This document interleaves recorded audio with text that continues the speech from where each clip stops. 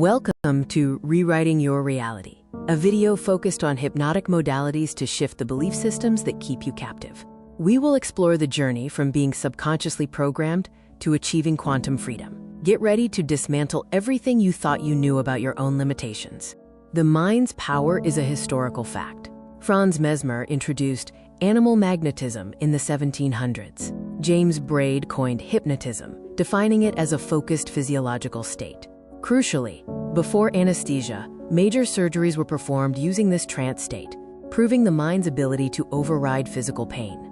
My personal journey proves the mind transcends the body. A near-death experience revealed pure awareness. After being paralyzed, I reprogrammed my body through visualization and discipline. The core truth is that identity is the prison and the key. Your mind can reshape reality itself.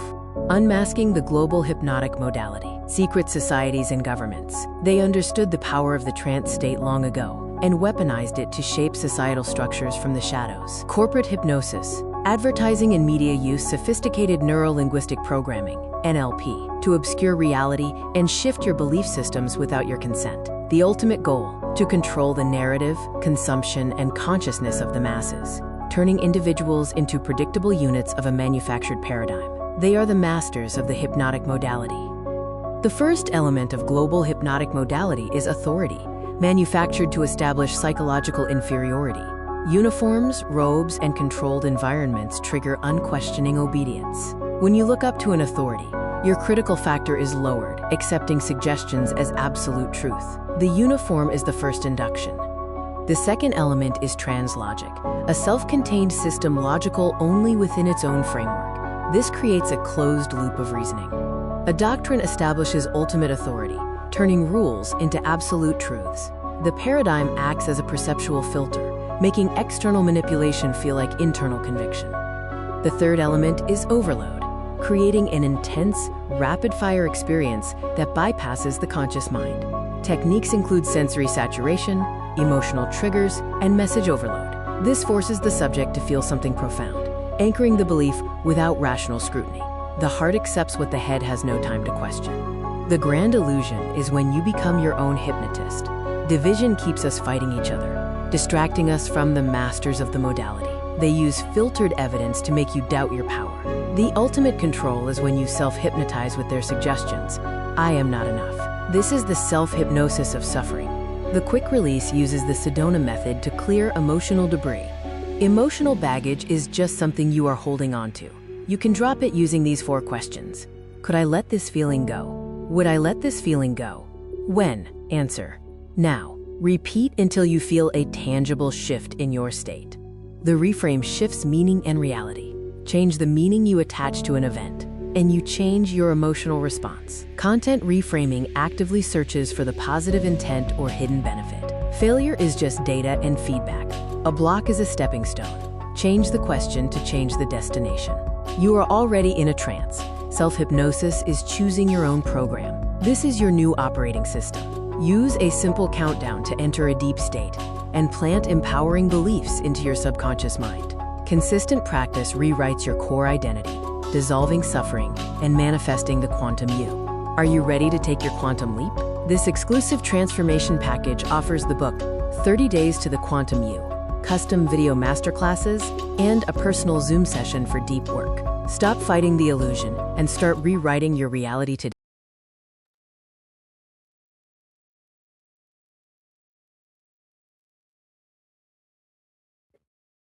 Yes. Testing. 1, 2. We good. We good.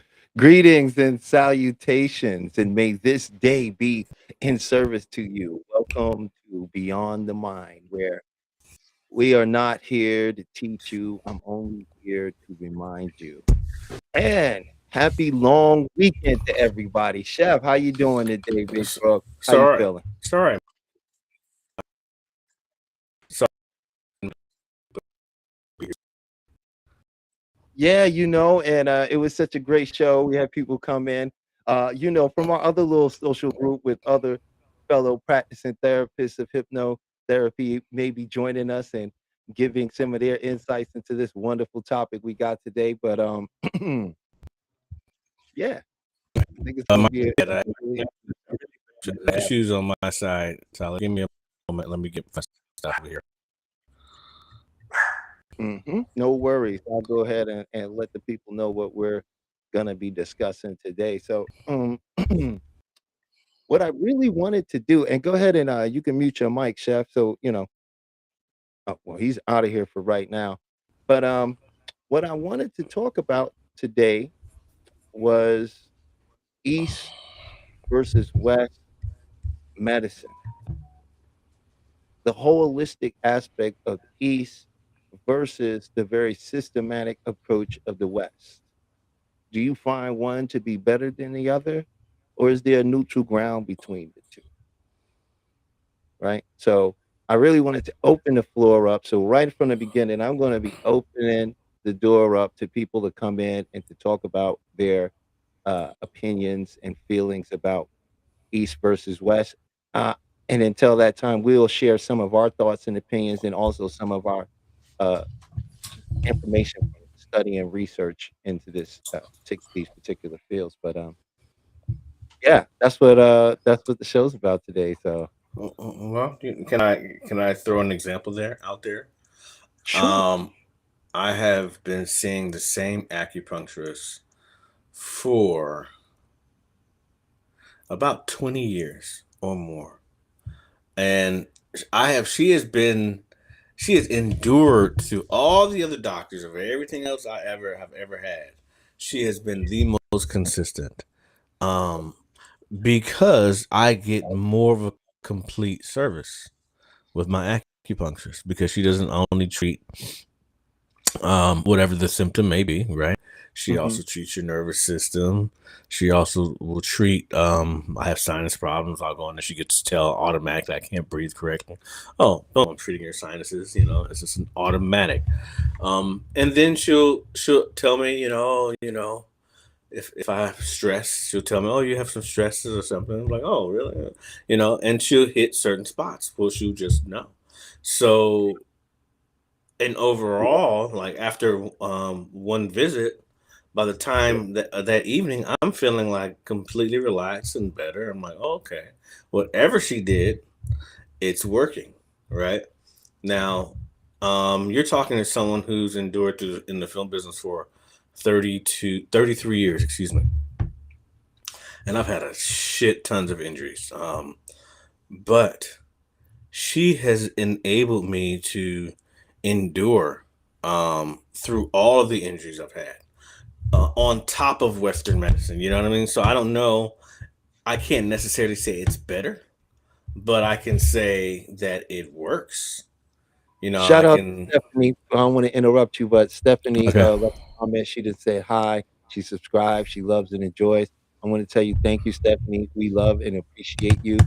And Oh yeah. if you're out there and you want to come up and give your thoughts, please feel free to. But in the meantime, Chef, please keep cooking. Yeah. So over the what is it, 20 years of injuries, I can say, she has been the main person that I go to.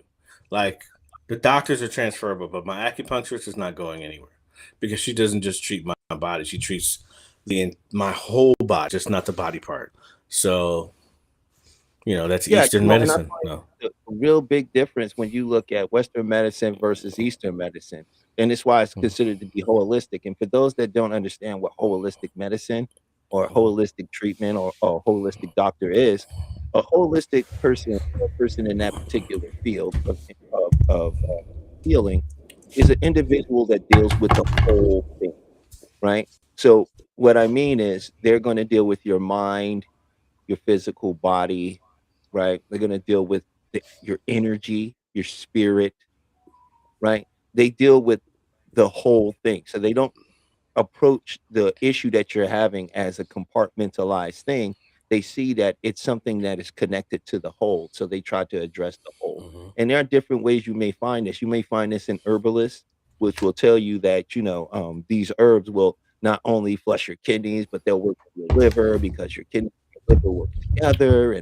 And there's this whole understanding of the body. So for anybody who didn't know, that's what holistic is really about. Whereas in Western is very systematic.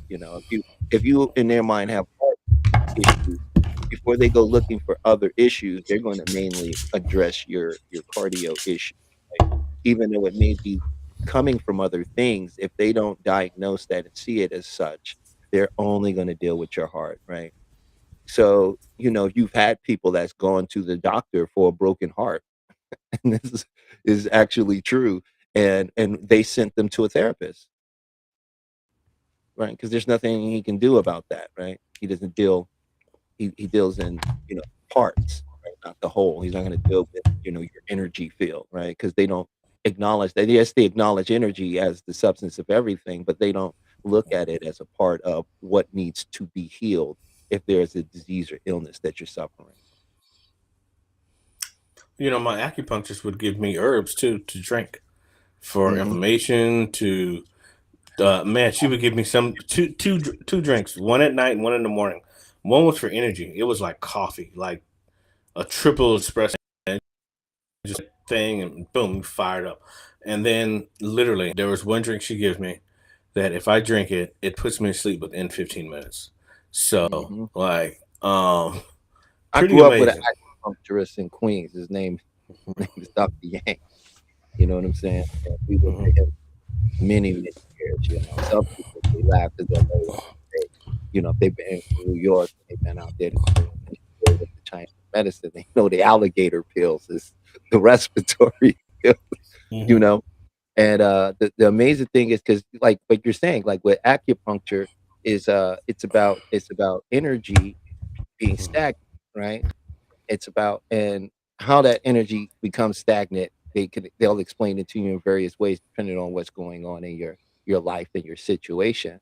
But what Mhm. they have done was through thousands of years of intelligent Chinese medicine and doctrine, they've marked out all of the meridians and the chi points of the body where all energy is flowing. There are points, Mhm. right? And there's hundreds of these points throughout your body, right? And so what acupuncture, what they learned to do was to stimulate when you stimulated certain chi points or meridians, you could release blocked energy and it would Mhm. cause the energy to flow. And they discovered that was the nature of a lot of people's problem was this stagnant energy. And over time, this stagnant energy has led to some sort of illness that they've developed. And when they released it, the body was able to do what the body does, which is an awesome self-replicating Theseus machine. Mhm. Meaning, are you even the same person from when you were a child? The story of Theseus's ship. Mhm. Yeah. Um, Um, I think I it's think pretty it's awesome. You hear the echo? in where? In me? There you go. That's better. That's better. Um, no, I think it's pretty awesome. Because how acupuncturists kind of break the mold with the holistic uh healing, right? Because it is a tradition that is thousands of years old and it still works today. Um, there's moments, man, when I could not freaking move. Couldn't move. And have you ever had blood cupping? Mm, Okay. Blood cupping is like it's amazing. So what happens is whatever injury you have, right, in your body, or you strained it or whatever, it typically ends up clotting, an internal clot, which causes the inflammation because your blood can't pass through the way it once did, which causes the pain. Well, the blood cupping is they'll go to that one area that is causing you problems, the one that's extreme pain, right? And you've seen cupping, correct? mm, All right, so do cupping. They'll cup it, right, and get it real tight, and let the blood rise, and then they'll poke it with a sharp little mm, knife, right? Just poke it, boom, boom, boom. But they hit it like 5 times, and they'll put that suction right back on it. Well, what ends up happening is, uh, throughout that time, that that all that clot starts to come out, and when they clean it up, it looks like almost like it's coagulated blood. It's like liver. It looks like a liver, and you'll realize, like, literally, once it's released, dude, the pain is gone. It's really amazing, and it's something that Western doctors do not do. It is something I've only seen acupuncturists do it, but with the acupuncturists that I've had, and you clearly need to have a lot of energy, probably need to have eaten that day, and if you do get it, it is like probably one of the more extreme pain relievers from a Yeah, doctor, I but know what you you're know, talking about. I've seen that before. I know what that is. yeah, Mhm. but it helped me tremendously. So, but that's holistic. The acupuncturist would be considered a doctor, like a real doctor today. That was the doctor, right? Because Well, if it here gave in you America, herbs, you do have more Chinese acupuncturists that went and got their medical degree as doctors, so yeah, they're also yes, acupuncture as well. yeah, So, it's become way more popular over here than it used to be. You know, yeah. it was considered before like a bunch of voodoo. People didn't really believe sticking needles in your head or your body was Mm, going to actually heal anything. But the beautiful mhm, thing is that we're at this point now where this mind body connection is being mhm, more respected within Western diaspora. You know, uh, mhm. that's what I'm finding. Like because when you look at okay, so I'm really glad that you brought that up because what came from that was the EFT, right? We know that EFT directly came from acupuncture,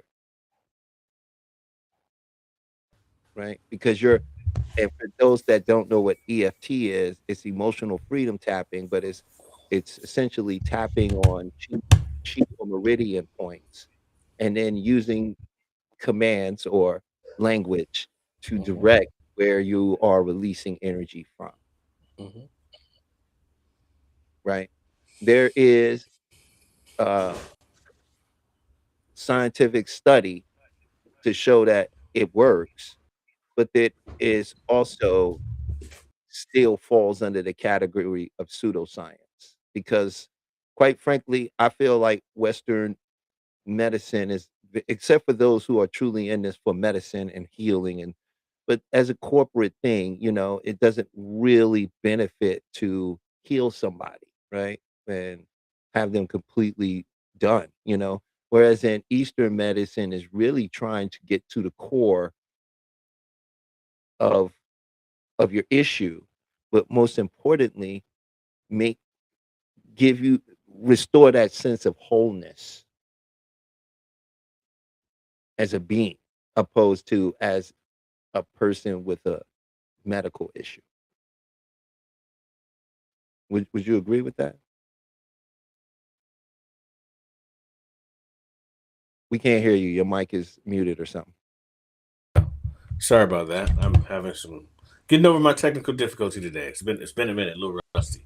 Hey, brother, Um, you can have one of those days, man. It's okay. It had to come for you, man. It's been going it's so okay. great. It had to come for you, right?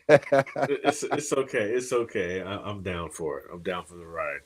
Um, my question, and I think this is like seeing how just the world is today. If you could only see one doctor, you had to choose one for everything, right? What doctor would you choose? Holistic, it can be holistic or whatever. Who would you who would you choose? Who would I What kind of choose? doctor? Yeah, what kind of doctor would you choose? Chiropractor, general practitioner. No, I don't know. I think, well, for me personally, who I would choose is I'm going to choose like somebody I mentioned earlier, someone who is a acupuncturist and alternative resource, Medicine doctor. but also went to school to get the medical doctrine so that they can understand when You it's don't have time that to use choice. You don't have that choice. It's one or the other.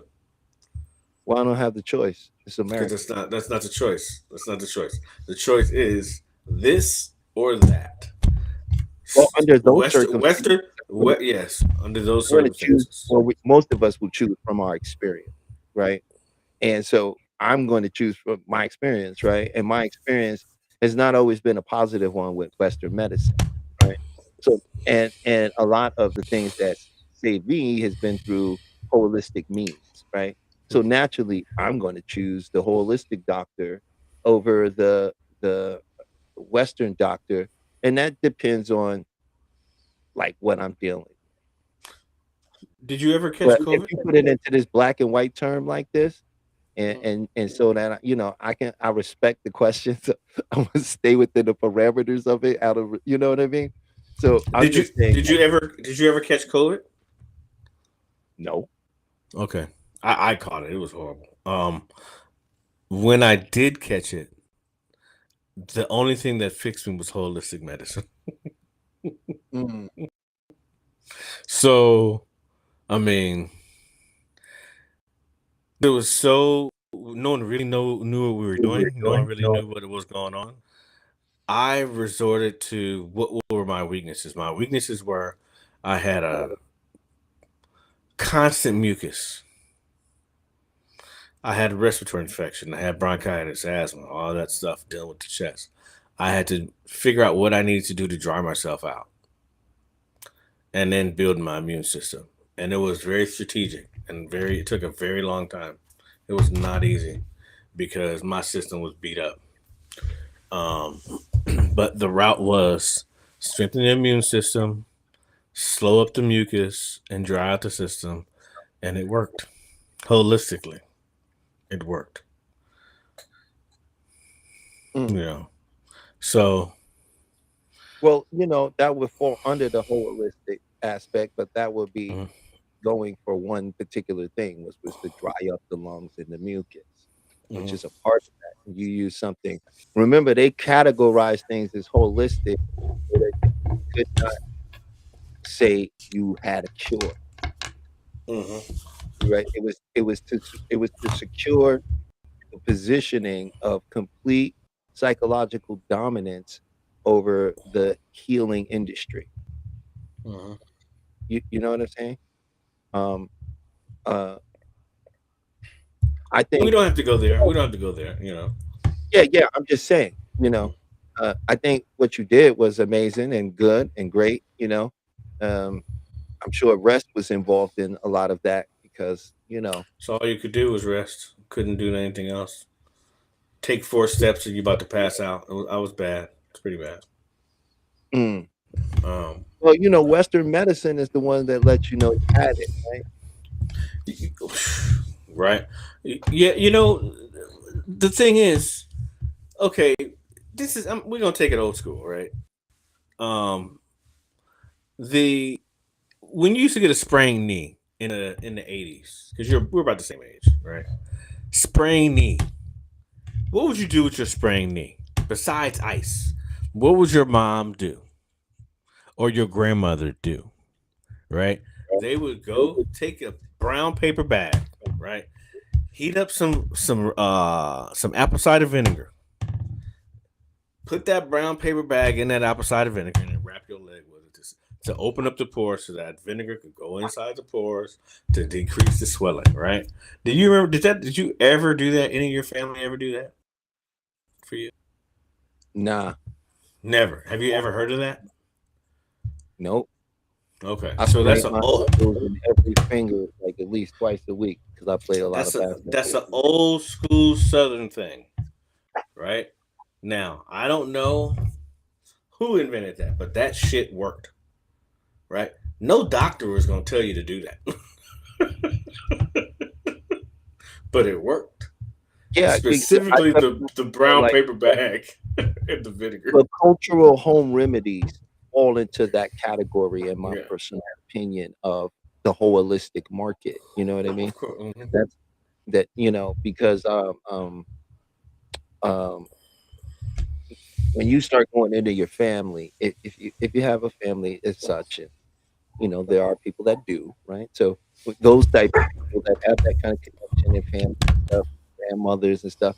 We all have these remedies that we were taught, you know what I mean, that were very different from what doctors were telling people to do or whatever offer you to do that actually work. I had the mumps when I was a kid, and my grandmother, she made some, what was it? It was like sardines with the onions and garlic, and fried it and create all this juice out of it. And she put that on like this towel, and they wrapped it around my neck. It smelled horrible. The next day, I didn't have the mumps anymore. I have a good So one for you. that's just like the power of the home remedy, right? Like, It's all holistic. it's So, all holistic. It's all in that part. so then this also goes into our line of work because there's a confidence that's put into that, right? Into the home remedy. There's a confidence that's put into that. And within that confidence, it's almost like you're hypnotizing. It's a sort of hypnotism, right? Because Well, yeah, in a way, they if didn't have if you to. Let me say this: they didn't have to because when we got those, we was before the age of 8, Mhm. which meant a lot of our a lot of that we just accepted, right? They didn't have to, you know, it was a part of that before you get a critical mind thing going on. It's a part of, it's one of the earliest things I can remember about being me. Yeah, I You know, remember playing football. Some Russian kid, um, came in. He was really sick, man. His mom told him to slice some onions, put it in his socks. Dude, he put them onions in his socks. He was stinking like, oh, you can smell him. But he was well the very next day, and like looking at the bottom of his socks, you could see all the stuff all coming out of his feet. It's pretty amazing. I was like, oh, another holistic trick. and to the people in the chat, go ahead and share some of the holistic home remedies you may have been exposed to. I would love to know some of those. Another one for me was ginger, and boiling it a Hmm. certain way and bringing the ginger up to a point where it's activated, and then adding water and then simmering it like a brew, and Hmm. then just drinking it when adding some little bit of cayenne. If you don't like the bitterness, Hmm. you just add a little honey, and you Hmm. add cayenne pepper, and you drink that, and bam, whatever's going on, it gets eliminated, you know. Hmm. And but I also realized that there's that other aspect too, whereas in you know you know, like I know a lot of the things our body and things we're encountering, it Hmm. comes from the mind and the conditioning of the mind, right? And the things that we believe about ourselves and our experience, right? You would agree with that, right? Yeah, I have a client, and maybe we could bring this up. I'm not gonna say, obviously not say any name protection of my client, but there's other issues. Well, I'm not necessarily concerned about the other issues. I think the issue that I would like to start to address are the migraines. My past conversations, a migraine has been mentioned, right? So if you have a client with migraine, and who feels like they have a lot of responsibility, um, and it's coming from a big breakup and the stresses of that, but they are getting these migraines out of nowhere. How would you address that? How would you treat that client? How would you deal with that in the hypnotherapy aspect of things? You think this person is having migraines out of nowhere? Yeah, Yeah. just start having because I was thinking about a program, but I was like, you Let know what? me say this. Let me say Bring it this. up. Let me bring Yeah, it up. Peach said, a black piece of thread tied around ankle or leg for pain. Okay. Okay, that's very interesting. Peaches, where your family from? You from New Orleans? I can hear you laughing. I don't know how I can hear you. I can hear you laughing. Where your family from, Peaches?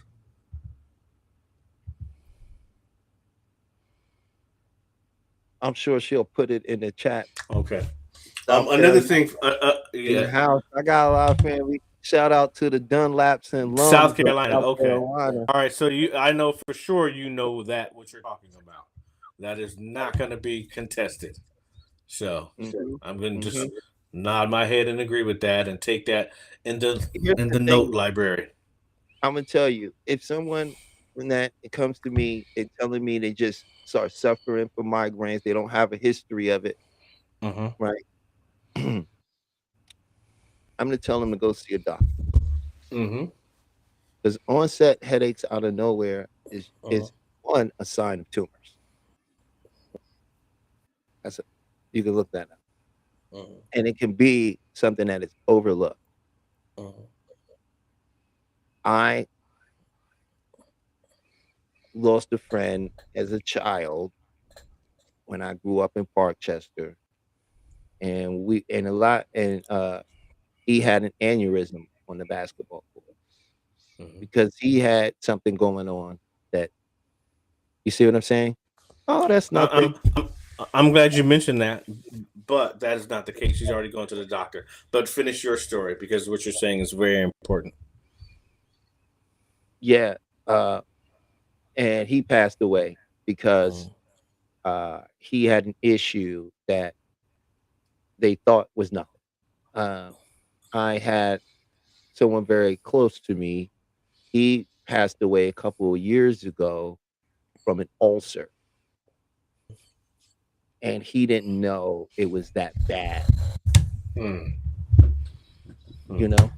And Peach had made a statement about change diet for headache. And headaches can also come from low blood sugar, Mm-hmm.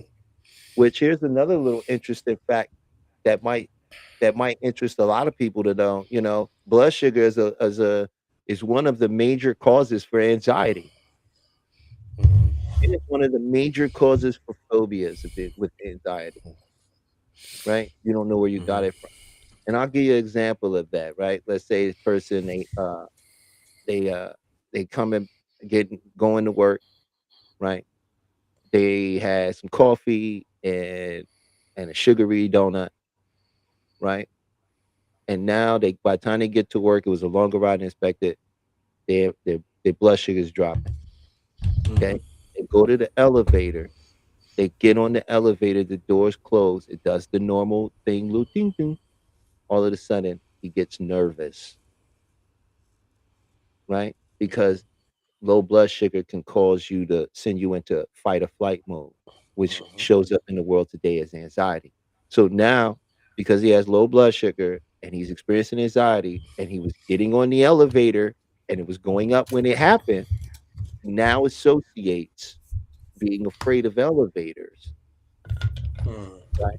Why he won't get on it. I don't know why, I just have this fear of elevators. It's was never a true fear of elevators, right? It was actually the fact that they had low blood sugar, right? And another interesting thing, just so you know, there's the difference between a fear and a phobia is a fear has a source, a story. It came from something that happened. Like let's say you have a fear of dogs or bees because you were stung when you were a child. Phobias don't have a source. Can't tell you where it came from. Sometimes they can't really tell you when it started. Most phobias start after the age of 13. Mm, So now, now that you have a little bit more information, she has already gone to a doctor. She's already gotten that checked out. And you, she's fighting a few things. So next step is what? How would you treat her now? If she doesn't have any fears, um, and she doesn't have phobias, she's just hurt. She's hurt and she's got these stresses. When you say hurt, you mean crying syndrome? No. Broken heart. I had a bad breakup. Was in a relationship for a few years. Was engaged, and they called it off because family became priority over the relationship. So one of her mate's parent got ill. She had to take care of her parent, and that became the priority over the relationship. So she felt a little rejected, which there we go. I'm talking now. A little rejected, and that kind of spiraled into something from her childhood. So And what does she want? What's her desired outcome? to be happy, get What rid, does get rid of being her happy pain, get look rid of her like? pain. What does that look I don't know. like? There you go. That's the next. Mm-hmm. There you go. You got to find out what that looks like to her, right? Mm-hmm. You have to understand what she's actually looking for, right? And what that would be like to her. And get her to use the language that she finds appropriate to what it would feel like, what it would be like, what it would look like. And then you're going to use imagery, and of course you're going to use systematic, right? If it's Mm-hmm. just a first Mm-hmm. couple sessions, you would systematically, you just give the Mm-hmm. self suggestions. You feel what I mean? But Mm-hmm. put together a nice image, right?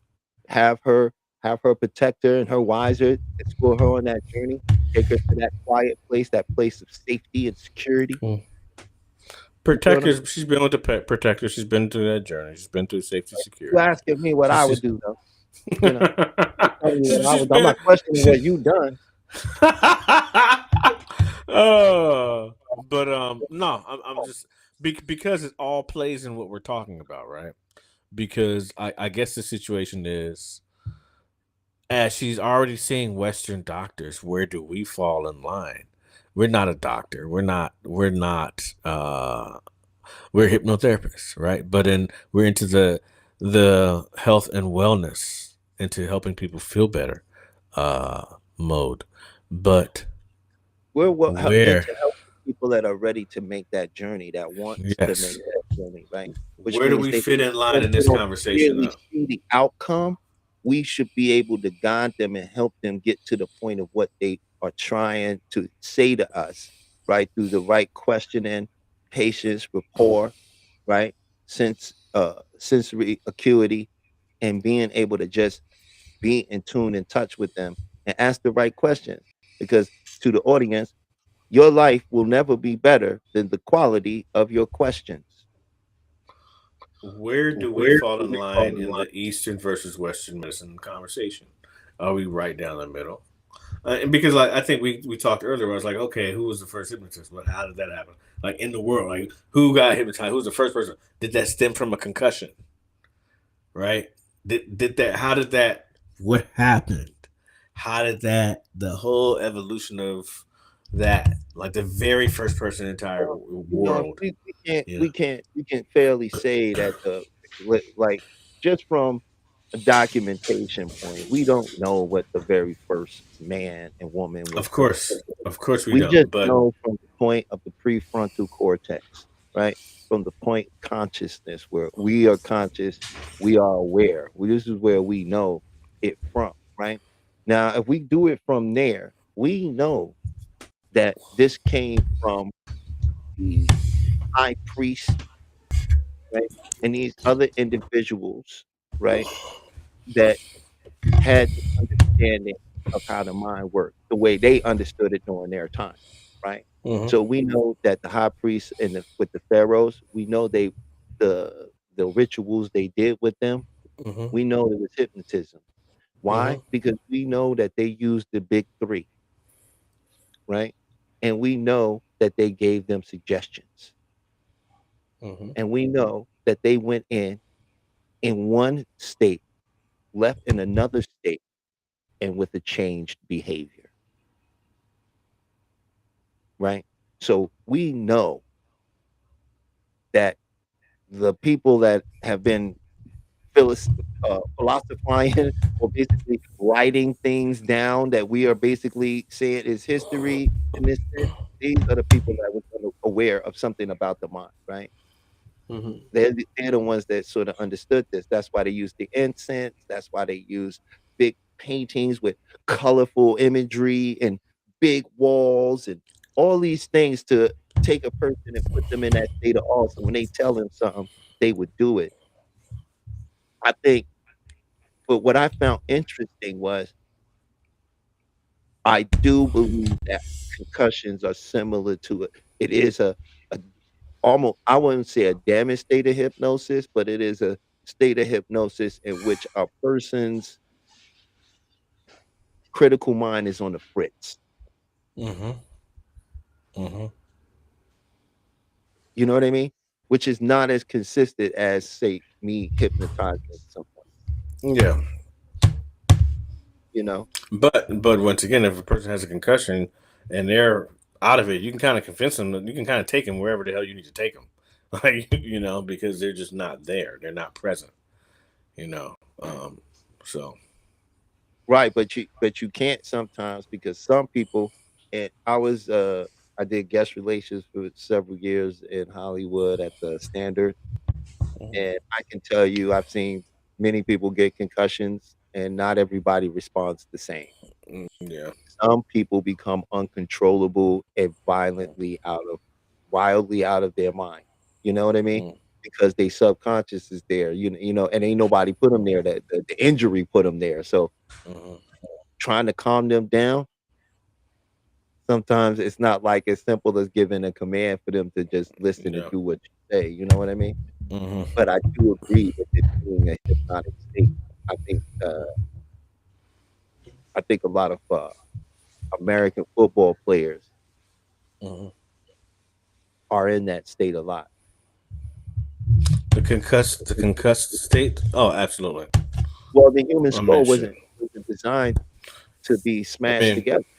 I can remember every concussion I got when I played football. I can remember clear as day. Um, because once you get your bell rung, what does it sound like? Woo, woo, woo, woo, woo, woo, woo, woo. And then your ear, you know what I'm talking about? That little tone in the middle of your ear start ringing, and then Yeah, and then you're like, oh, hold up, that's your first that weird concussion. feeling floating inside Oh your yeah, own and body. or you see stars, little Oh yeah, that's floaters. real. Yeah, stars, the floaters are real. That's a real thing. Yeah, Cartoons got that right. start seeing the floaters. You know, and then back when we played, are you okay? Because it was just an aesthetic check. It wasn't really let me look in your eyes and follow this. But they didn't do that. They like, are you good? Yeah, we're good. All right, get back in there, right?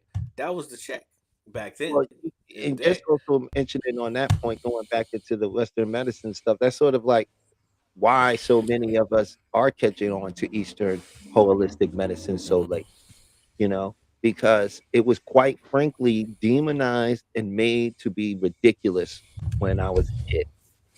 Mm-hmm. And if it was in the movies, it was never done in a tasteful, respectful way. Mm-hmm. And they never had a good ending to it, right? Like they they always was proven to be the quack at the end of the thing. Mm-hmm. And and so I'm gonna go with Eastern for me, right? And and some of the things in Western is still in Eastern. I feel like Western medicine, and this is not specific doctors or people in the field of medicine that's made great contributions to talking about this whole thing as a corporate structure. Mm-hmm. You agree with that, right, Chef? Mm-hmm. Absolutely.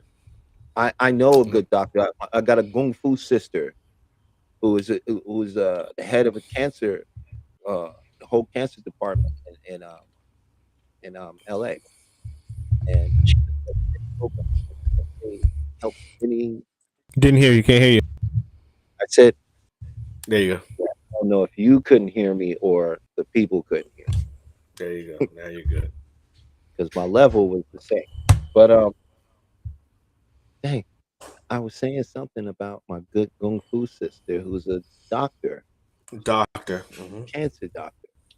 So yeah, and she does kung fu. So she always shares, and shout out to Barbara, by the way.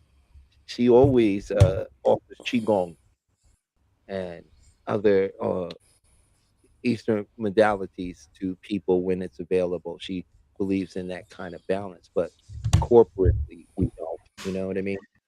So you're Mhm. not going to run into those people all the time. You know, they're very they can be very difficult to come by if you're not really looking for them. You know, but I really would love to know what people think. What are you for? The Eastern medicine, Western medicine? Peach, I'd love to know what you think. You know, we're going to open up the lines for people to come in and share their thoughts and opinions about Eastern medicine. And, you know, before this one is all over, we're going to definitely go over some things you can do to make some healthy changes in your life. And if anybody like to come up and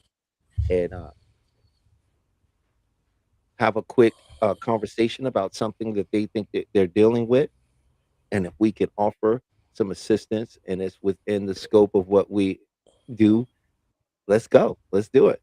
So, Peach, if you open the lines, and hey, Peach, why don't you come up here and give your opinion while you're at it? I'm gonna go ahead and reach out to a couple people and let them know to come on in. What's up, Peaches? Or Peach? How you doing? Hey, if Maybach is out there, I really do expect Maybach to be watching. I'll just messing with him.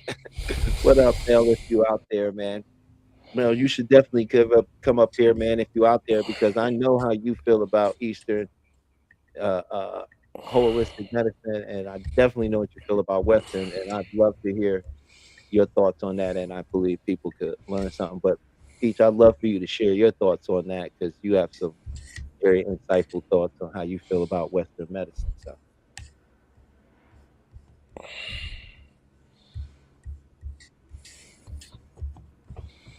oh, you didn't give your feedback. What's your Who am I? yeah? Oh, of the Eastern versus Western. Well, I always have to go with Eastern. Man, Eastern is much older. Western basically takes the same Eastern medicines and changes it and packages it at a pill and charges you an enormous amount for it on a concentrated level. I mean, so I think Eastern for me has it hands down Mm, because Eastern treats the overall body versus just the symptom. right.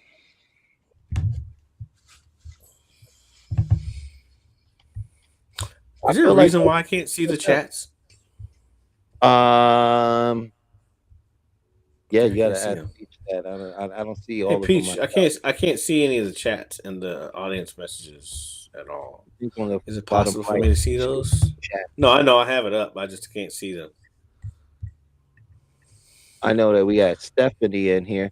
Stephanie, come on up. You've been saying some great things, and we love to hear your thoughts about this. And I know that we are on multiple platforms and on, I believe it's TikTok and Instagram, and anybody from there that want to come in and get involved, please share your opinion. We got Sunchild 51.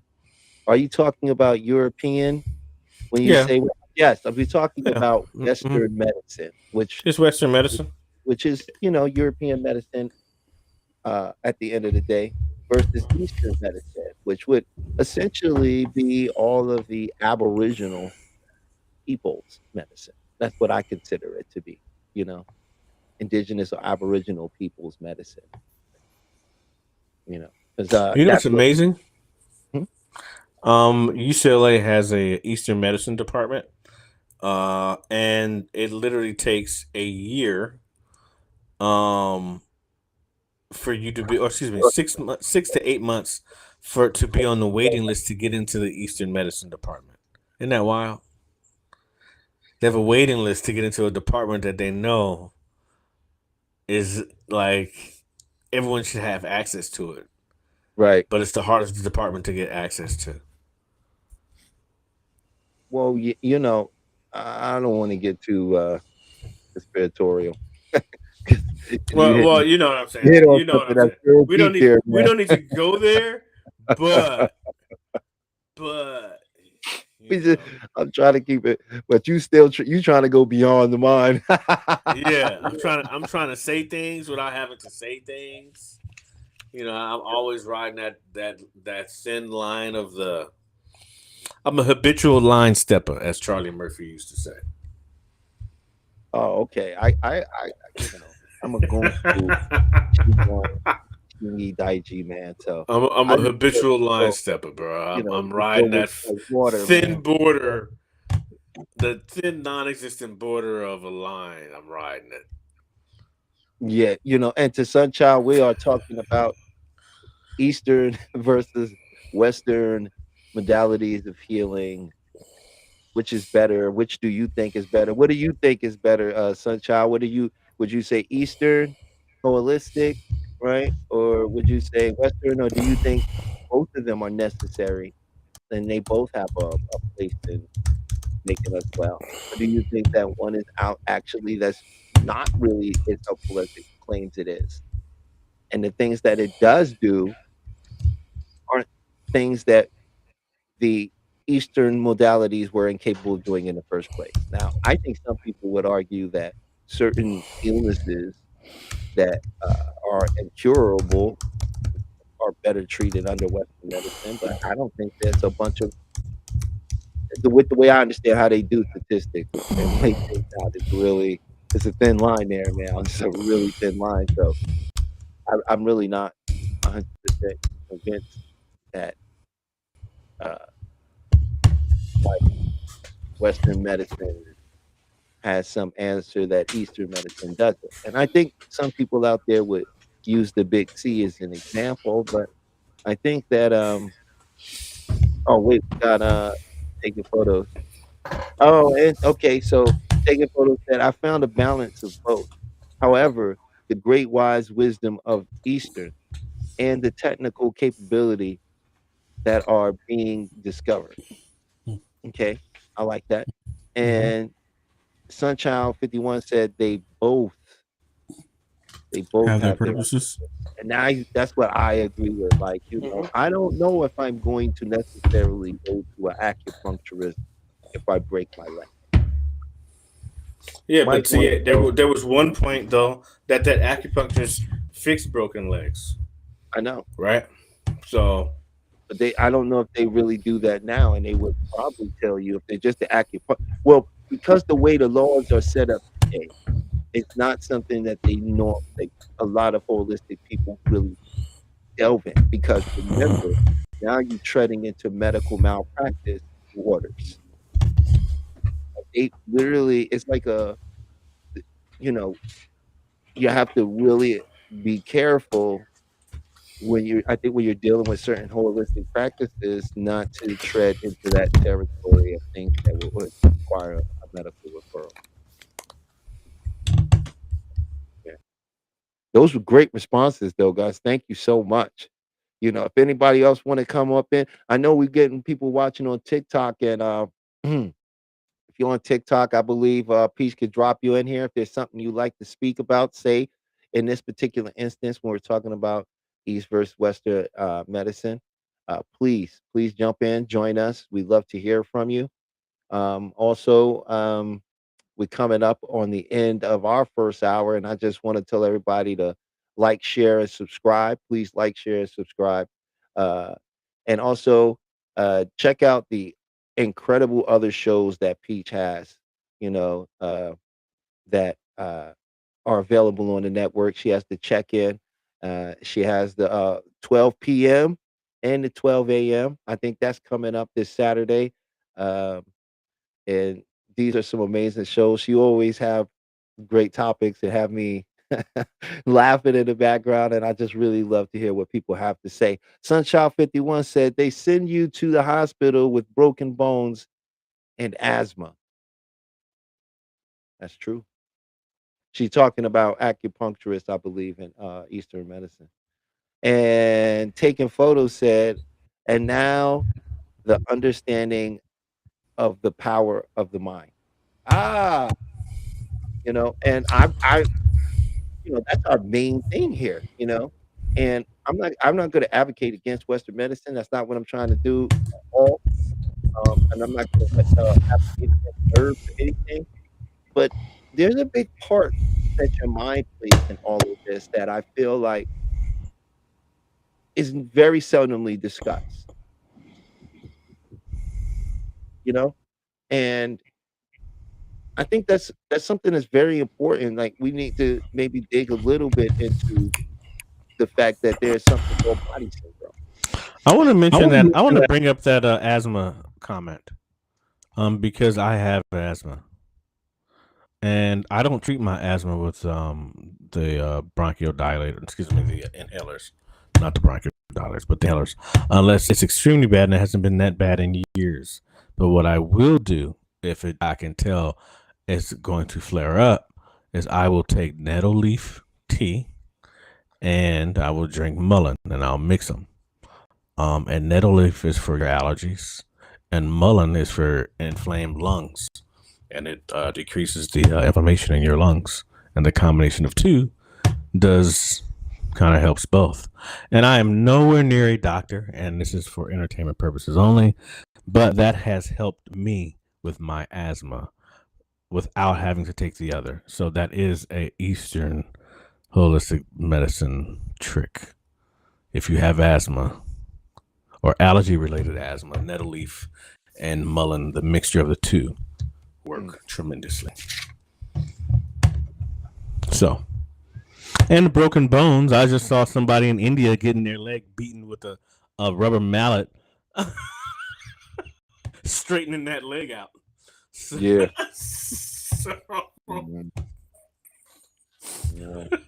I mean, I think their point was that they send you to No, I know.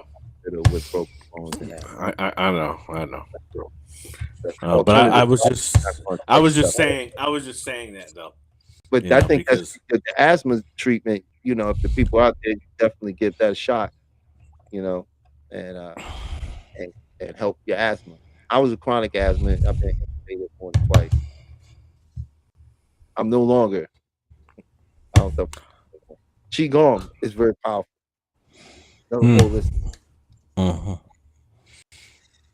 At surgery, I used saliva method and pictured the best case scenario. Oh, the silver method. Oh, there we go. Silver method. There we go.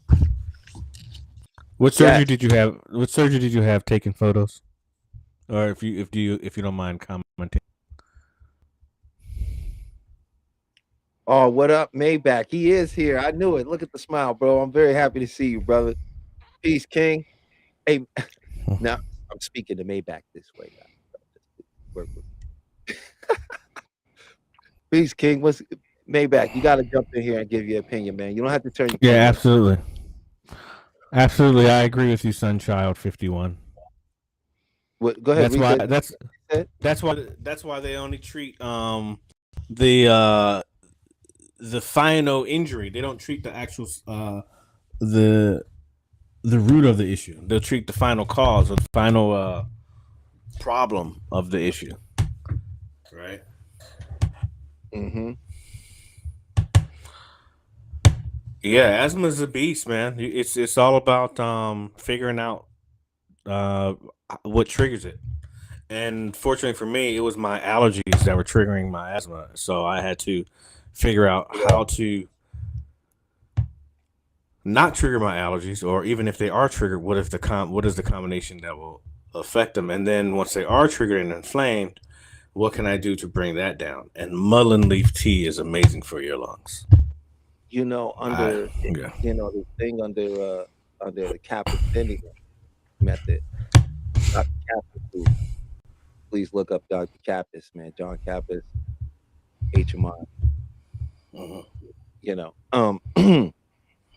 He spoke about asthma in one of the case conferences that I was researching, and he found that asthma is still a body syndrome, but when you can't express your emotions properly, when they were cut off, they weren't allowed to blossom a certain way, and we internalize our emotion, it goes to the chest because it's a part of the crying syndrome, and because we can't express it, it's why we tighten up. And here's the interesting about asthma and stuff for many years.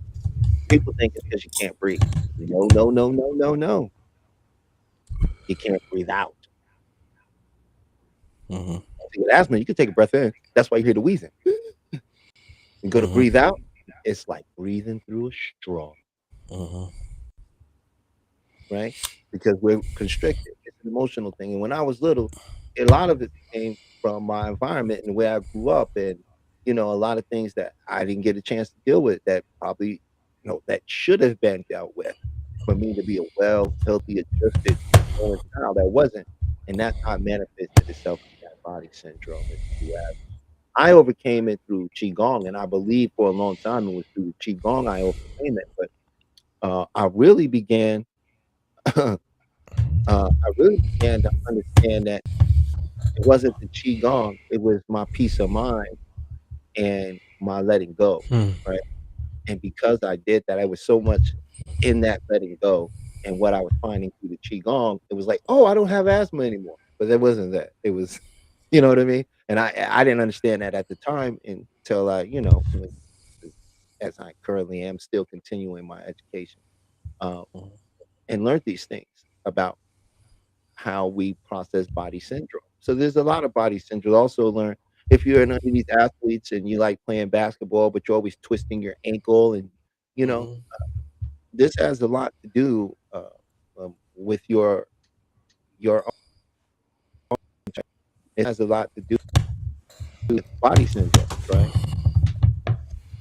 And I just find that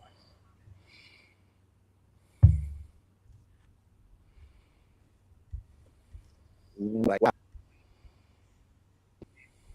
keep us safe will set up what appears to look like self-sabotage. That's what I'm saying. Wait. Before you go on, I just want to say Maybach said, oh, okay. He said, can't really not in good mood or good energy face. Mom's in hospital. Oh, brother. Hey, your mom's is in my prayers, in my thoughts for her swift, well recovery. Handle your business. I appreciate you even chiming in, and I'm very sorry to hear that, brother. Sending out good vibes to Maybach's mom. Yeah, sending out healing vibes and wonderful, good vibes and healing energy to your mother. Yeah, man, interesting topic tonight. Because there's so many things that you like, that you know are great, like the X-ray, right? The MRI, right? The CAT scan. Those things are fantastic. Like, what will we do in modern era without those things right now? Right? Look at how many knee surgeries that have been saved just by having an MRI. Like, yeah, that's true. I mean, that's amazing. So, I mean, because what, back in the day, the average knee surgery, it would be a big ass line, this long, in one's knee for MCL, ACL, anything. It didn't matter. It was a line this long, from the bottom of your thigh to the top of your to below your kneecap. Long line going across your knee. Now it's just 2 dots, 2 small dots for MCL, right? Amazing advancement. But once again, and I think the advancement, the tech are on the technical side, right? But I think when it comes to the medication side, it's not so far advanced. But on the technical end, it's really advanced. But on the prescription side, right, it's not. Yeah. So, I agree.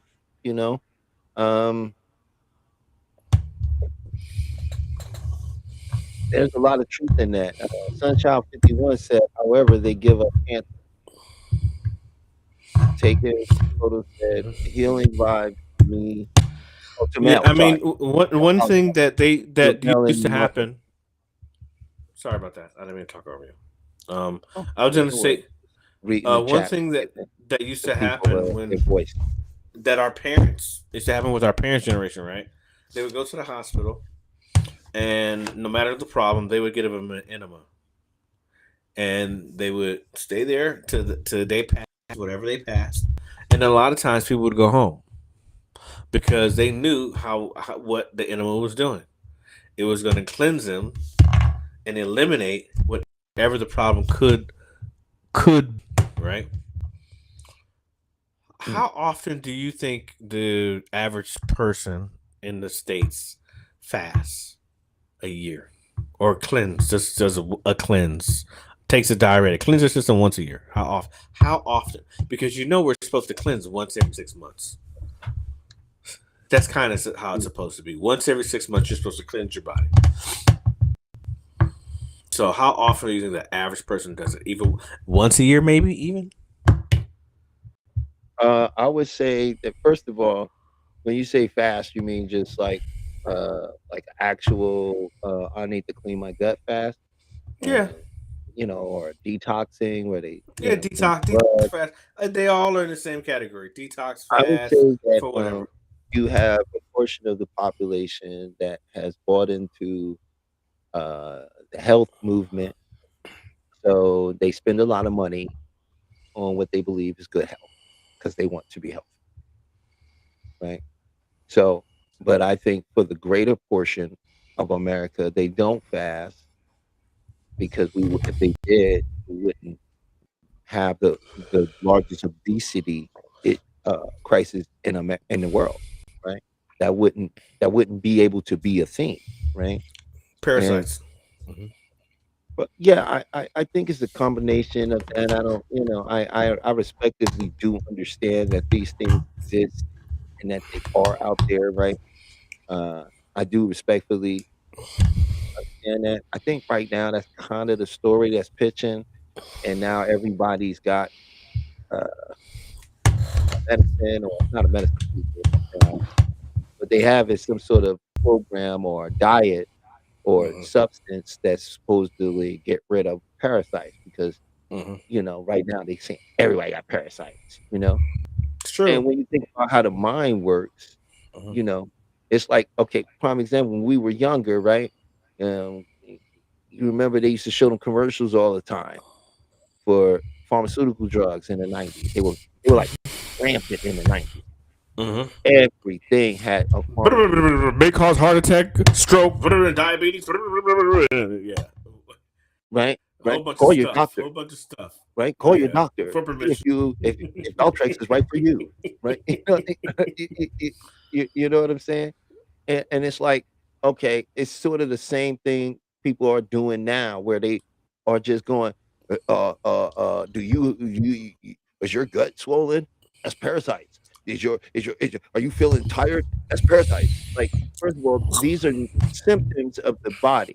These symptoms don't always tell you exactly what is wrong, right? They just tell you that something is wrong. That's a fact, right? And what are symptoms? Here, we all have them. They are basic. It's what our body does when it is addressing an issue, right? One of those things is we create inflammation, right? So people swell, right? Another thing is fever. The body tries to burn things off. Hmm. Another thing is expulsion, meaning you may expel or you may expel from either end, Hmm. right? From the rooter to And the then the tutor. other one is sweating, Hmm. right? The body Hmm. will expel virus, bug, whatever, right? And that last one is through the mucus, coughing. This is why we have mucus buildup. It's an actual collection of the body trying to get rid of toxin that has accumulated over time, seal it in this mucus, and then expel it. And Hmm. that's why we don't just cough. Our body forces us to cough because it's ready to expel, right? So these are symptoms. It means the way the body attempts to heal itself. So when my body attempts to heal itself, it doesn't mean I have this thing. means something's going on. And so when you just immediately say this kind of thing to a person, the first thing their mind conflates it to is, that's my problem. And I think that's why a lot of people are running around misdiagnosed, diagnosing themselves, running around here and dealing with a wrong diagnosis on themselves and wasting money in one direction and never actually solving the problem. Yeah, but they're 50-50 with their misdiagnosis.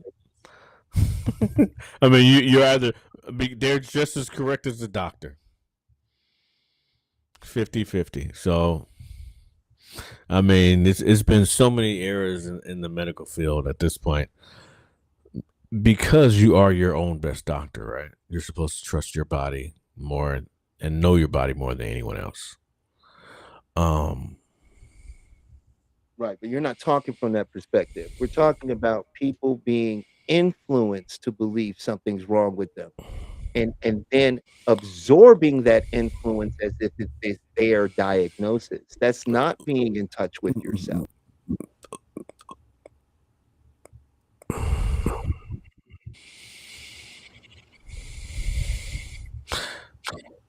I understand where you're going, but you can still be influenced, or you can still be in touch with your body, and still be influenced at the same time. I don't disagree with that either, right? Okay. But we're talking about a positive influence versus an influence that may not have your best interest in mind, but their profit. Right? Just like those pharmaceutical commercials. Half the people that have the problem, some of them came in and created the problem in their own mind, right? Some actually had the problem though. And so it did. That's not the issue. 50-50. Right. The issue is the ideology and the social behavioral transformation that's occurring behind the ideology. You see what I'm saying? Mhm. That's where I feel like some of that issue comes in, you know. And when it comes to people just getting these wild diagnoses because they heard a couple symptoms and they conflate the symptom to saying, now, yeah, I have that thing because I have that symptom. And symptoms aren't necessarily an indication that you have that problem because people don't know what a symptom is. Have you heard of the new sports division? I don't know if you and I spoke about it earlier. What's It that? was it's called Enhanced, right? Where all of the athletes are enhanced, where steroids is legal. Oh yeah, I enhancement read drugs, an article about it right? just So recently. and I think they launched it in Vegas. I'm not quite sure, but it just went public, right? So this is a perfect mix of Eastern versus Western medicine, because a lot of the applications are going to be applied to all modalities, right? And they're going to combine that with Western steroids, human growth hormones, testosterone, whatever enhancement they can think of is going to be part of it. Now, the interesting part of this is how far the body goes, because the body will go as far as the mind will tell it, right? Or at least until the heart explodes. Mm. So I think this is a perfect example of what we're talking about. Like when it manifests, after it manifests, we'll be like, oh, this is a great example. And then we can actually compare some of the things. We will. But I'm also curious because we start talking about this sports enhancement, like how much stronger and faster they're going to be than the normal person who's not enhanced. Oh, they're not normal people, but to the athlete who's not enhanced, like, is that going to diminish the quality of sports that's being put out in the future, right? Because if you have these performers performing at this high level, even though they're on drugs, but at this high level, and then you have these other that are trying to perform at that level, but have been above these people for so long, what happens to them? what happens to them, the natural people, the people that are doing it right? Because the people want to see the freaks, right? So, I mean, are we calling them? That's what we calling them now. I mean, excuse my language, but it's a show, correct? And Tyler, I have an emergency. I'm going to turn my camera off quickly, but I'm here and I can hear everything you're saying. Okay. Oh, okay. I guess he had the real emergency where he couldn't finish the point. Oh, okay. Hey. So I personally, from what he was saying, is I agree to a certain degree. I'm in the feel good business. Listen, guys, if you don't know that much about me, my name is Talib. I have uh, uh, hypnotherapy business that where you can come and speak with me, and I will help you with uh, uh, the things in your life that would move you forward, right? And within the confines of my scope of practice. And I do avocational vocational self-help, guys. That means I can help you get to where you're trying to go when you're trying to get your life together, say in the sense of financially. Maybe you find yourself at a place in your life where you need to make better choices or decisions. Maybe you're trying to quit some bad habits. Maybe you're ready to push yourself to get that to that next level, right? Maybe you just don't know. Maybe you have a sense of loss, right? There's so many reasons. Maybe you're ready to go right to that next level. You're ready. You just need that extra push, right? That's what I'm here for, right? And if there's something seriously wrong, I'm not going to treat you. I want to help you, which means I'm going to do what I can within my power, within my means of reason to help you get to a professional. And we can work together with that professional to give you the help that you need because it's a community healing, wellness. It's a community, right? So that's what I do. If you like to come up and get a taste of what I do, you're always welcome. The link is in the description, is down in the chat. You can jump on in. Let me see. Sunchild once said back in the day, they were using that and doing supernatural stuff. In the 80s, they would no longer let them use, and football changed. No more supernatural. I'm not 100% sure what you're saying, Sunchild, but you usually be cooking, so maybe I just never had this meal before. So I'm gonna just I'll leave it like that. I think I understand what you're saying though. Yeah, and if you look at history, I'm reading some of the chat guys from Sunchild. If you look at history of the medical system, it's terrible. When you look at the history of the medical system in America and throughout Europe, it was pretty dark how we got to where we are. We didn't get there easily, you know. And I would never get in a time machine and go back. Okay, now I'd only go forward.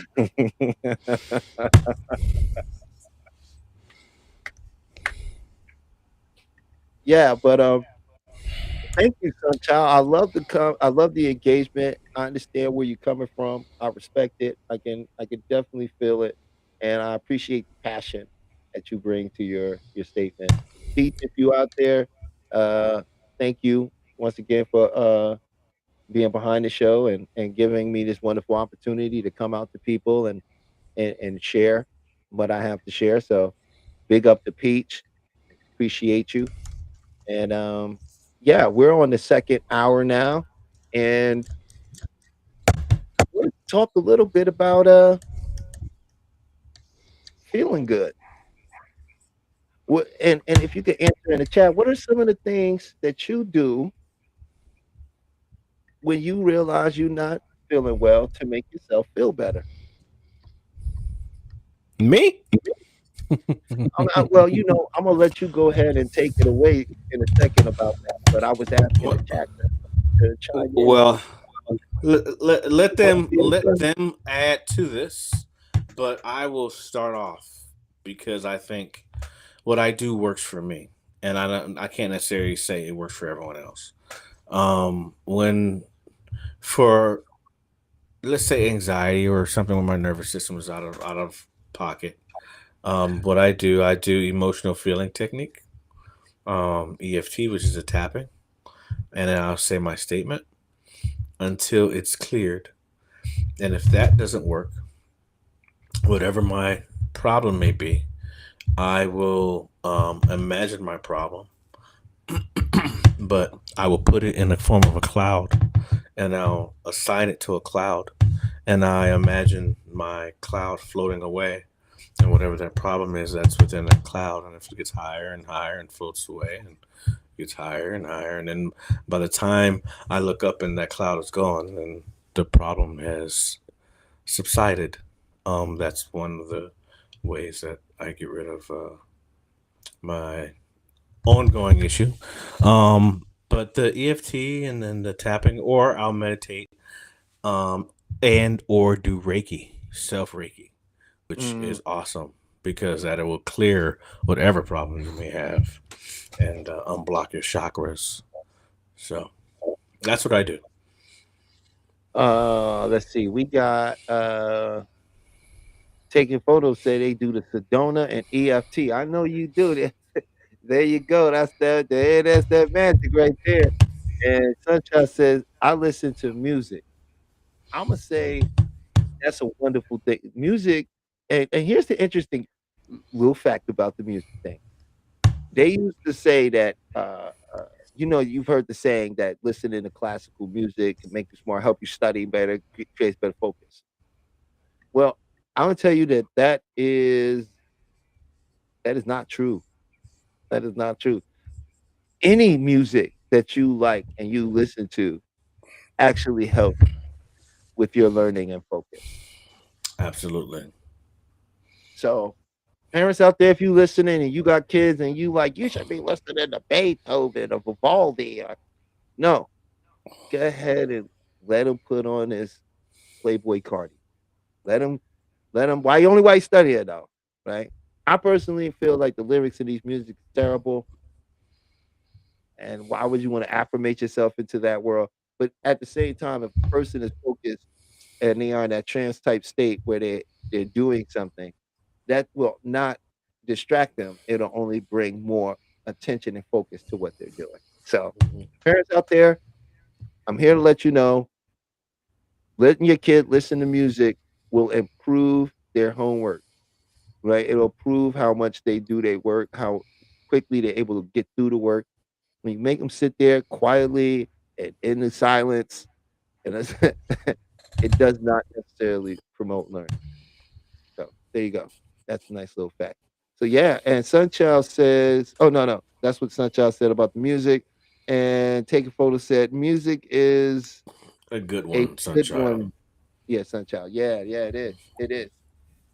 Yeah. So I love that. I love the self Reiki. That sounds amazing. Uh, yeah. The album that I put on anytime I get stressed, is my go-to album, is Miles Davis Sketches of Spain. That is Mm, my go-to. If I got a problem, I'm putting that shit on, man. I'm like, okay, we're gonna figure this one out.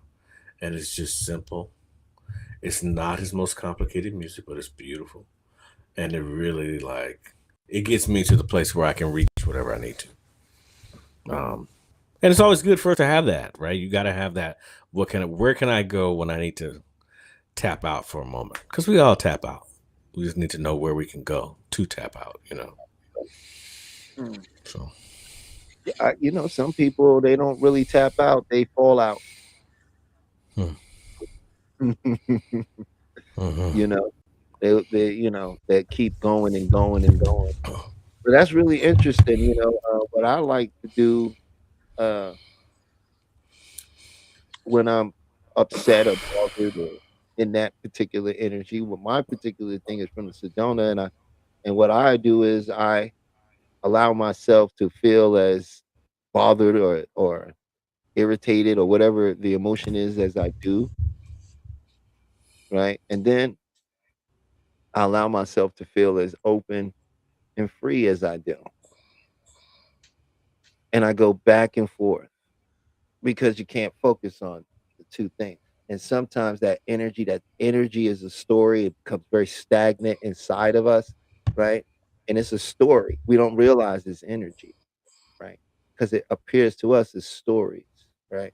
But when you go and allow yourself to go into that negative, and go ahead and just let it be there, and then allow yourself to just feel as free as you do at that moment. Might be just a little bit, whatever it is, allow it to be, and you go back and forth, and you'll see it just breaks it all up, breaks it all up.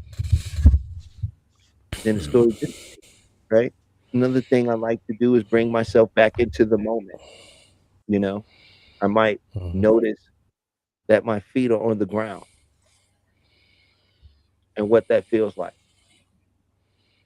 and what my feet feel like inside of my shoes, you know? And I'll bring myself to this awareness of the moment, right? And the emotion is not really in the moment, it's somewhere else. It's fighting for the attention of the moment. And when I can relinquish that, then boom, I'm back to my sunny, chippery self, because that's the natural state of me, you know? I'm a like this guy, you know? So a lot of times when I get like that, I realize I give thanks for the opportunity to notice that there's something protective running inside of me that's offering me an opportunity to reevaluate how I normally handle it, you know? I want to say something. As you mentioned this, how grateful I am to even have the opportunity to even be able to make a choice. To be able to make a choice to see Eastern and or Western and or Eastern, or either or none of the above. Like, we actually have a choice. We're not forced to go to either or. And I think that is an awesome thought, because we don't. I mean, Oh, even though our medical system is not as great as we deem it could be, we have a lot of options. We have more options than most. I'm saying we're coming to a time now where the the I the understanding of holistic medicine is seeping into the consciousness of Western medicine, right? Because every generation is going to have this different set of doctors that come out of medical school with beliefs and feelings to things, right? And before we got a very particular type, right? Because they were so heavily influenced by the pharmaceutical companies. If you know how medical school works, Mhm, and mhm, they scout doctors out from medical school from these companies, you know. mhm, But a lot of that weight is falling away, right? And so you have a lot more that the consciousness era is a real era that we're all seeming to experience here. People are having their mhm. own awakenings at their own time. It's happening to a lot of doctors. You can find YouTube about doctors who walk That's away true. from medicine, well-paid doctors, because Mhm, they felt like they weren't really helping people, and they forgot that they came there to help people, and it didn't become about helping people, it became about being right and making money and mhm, flipping people, essentially. You see what I'm saying? mhm, mhm, And a lot of people are waking up to the brainwash, right? And I think that's mhm. happening in Western medicine as well. You know, this is why as hypnotherapists, we can work with you. This is why I'm not gonna try to help you in something that a doctor would, right? Because I know I can help get you to the right doctor now Mhm. that exists today, that could respect the fact that we could work together with the mind and the body. Touching on your point with the doctors and kind of getting out of the business, one of my really good friends, I just spoke to him this week, is was a plastic surgeon, and he says, this malpractice insurance is far too much, and I don't necessarily want to do this. I don't. This is not right for me. And he switched completely to the holistic side. I'm like, whoa, because he felt like it was too. He didn't get into the business for that, and like, he's happy now. He's helping people, and he seems to be the happy Okay, we lost you for a second there. I know we're gonna leave off when he comes back. He's happy now and he's helping people. But let's get to some of these comments. Uh Sunchild said, that's what I do when I'm in pain. I go within and sleep.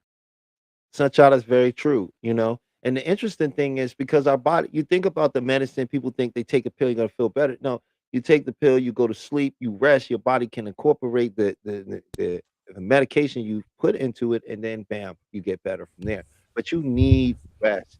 And most Americans are overworked, extremely tired, and their bodies need rest.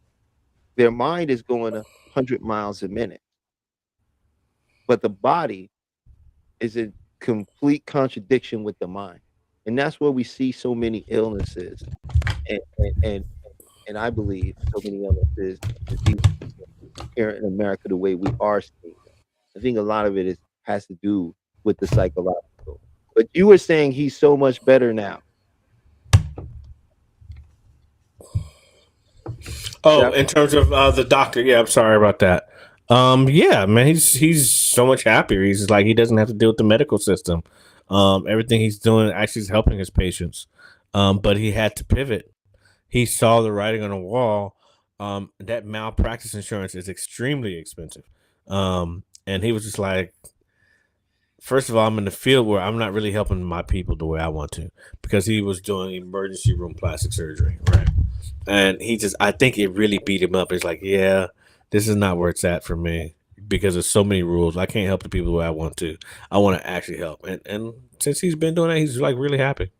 So it is happening. The change is happening.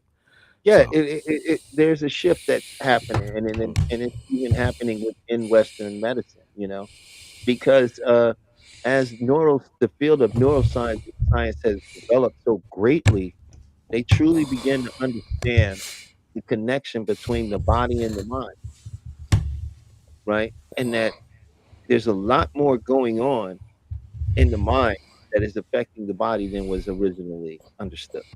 hmm Sunchild said they still do. You have to go to an alternative doctor when you get in your 50s. That's when they really try to get you to take meds. yeah, that's where the money is. Now, that's That's where the very money true. is, man. In the 50s, Mhm. that's where the money is because that's when your problems from the last 50 years have Caught started to up to show you. up. hmm But Plus, but it's a hey, way to this wear but down this your retirement, you know. but this is why fasting twice a year is extremely important. Fast, cleanse, whatever you want to call it. Change your diet for a week or two for one twice a year. That is highly important to your health. If you want to live and have a fruitful life and be mentally capable, um, fast. Eliminate the toxins that are stored into your body. And if that's the only thing that you do that's holistic, do that at least once a year. But you should be doing it every 6 months. I mean, technically, you're supposed to fast with each season. Yes, but I mean, as an American, that's I'm just saying, if you're going to go there on this fasting thing, you're supposed to fast with each season because each mm, season brings in a different temperature, different atmospheric conditionings, and different weather, which also affect the blood pressure and affect your internal system. So the importance of the fast was so you could recalculate and reset the body. Each season has a set of food you're supposed to be eating that is in alignment with the season. But of course, like you're saying here in America, that's not something that a lot of people. But I would share it because I like to. You know, I had a show. I don't know, y'all guys know. I had a show before with MREC on MREC TV called Heavy Gems. If you want, you can go check it out. It's still on YouTube. I helped a lot of people, lots of people, and I ran across that issue a lot. You know, where people had a particular belief system, and it's really their belief system that is creating the illness or what they think needs to do because naturally if you're going with the body and you studying our people and the way the ancestors did it, each season has a harvest. You don't plant the same thing all year long necessarily. No, You see, yeah, you see what I'm saying? different things. Every right, and the body operated under the same principle. Right? So we were supposed to do a fast to cleanse the body, Secure. and then begin a new diet that's in alignment with the season. But of course, people don't follow that. Well, you're talking about creating black soil, and that's a whole different conversation. Because that's what you'll be doing in your body. Same system. But that's a whole nother conversation. Well, you can't say something like that, like it's and then Yes, I can. Yes, I can. We can move on. that's just Hit and run, man. Hit and run. a black cell.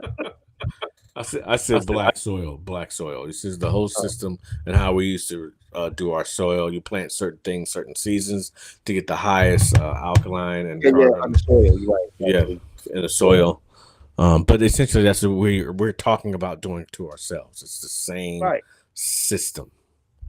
And I'm saying, like, we can't really, well, you can. I don't want to say what people can't, because the whole point on the show was that people would come in and I was being told, people don't understand this. They're not going to understand what you're talking about. They don't get it. That's too far.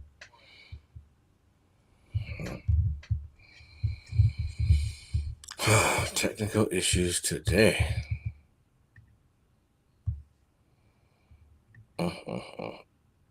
They're really giving me.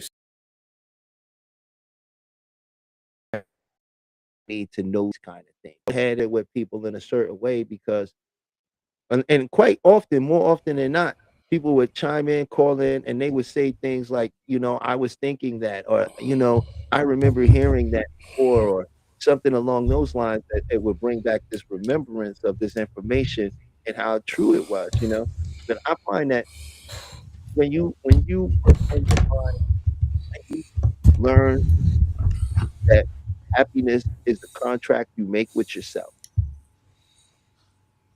It's a contract you write with yourself. Now, you might write this contract to say,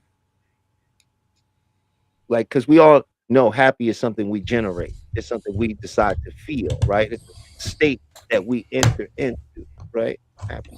Right? Now, a lot of us, what we do, and why we can't be happy is because we'll do things like this. Well, we'll create this contract with ourselves that says, well, I can't allow myself to be happy until I receive A, B, or C.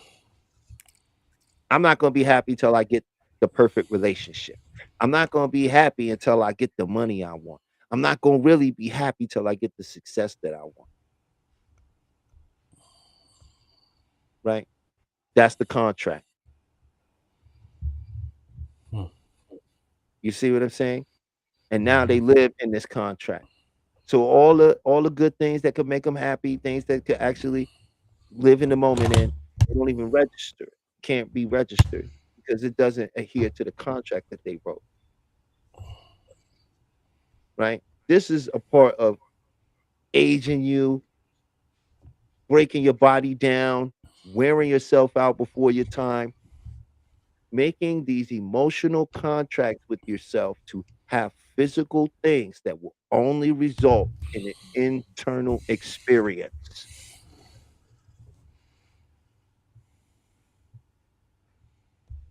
So it's crucial to make a new contract with yourself that I'm going to be happy because I can be. It's not one thing I actually have to generate this feeling inside myself because I have all the internal processes. I have all of the experiences. You've had happy times. You've laughed at a joke. You felt good. You felt on top at one point, even if it was for a day, a fleeting moment. You know that feeling. And in your mind, it's infinite. There's no clock up there. You could take a moment. That's what most of us do. We take these moments from our lives and we stretch them into infinite experience and say, this is why my life has been so bad because of this one experience that was 5 minutes out of your life.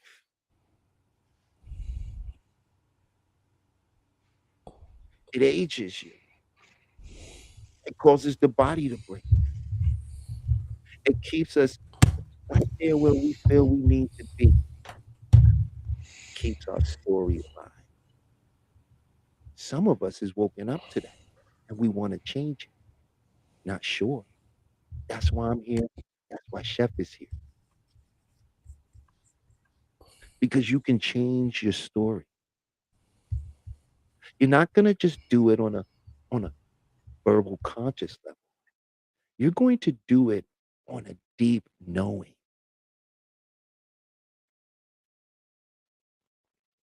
So that's where I sit with this.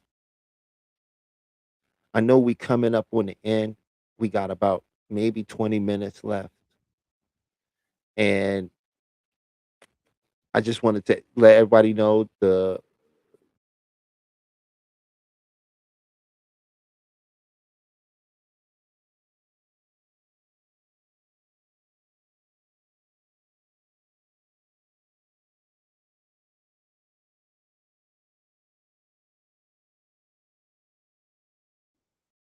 techniques you do to and happy to stay positive, right?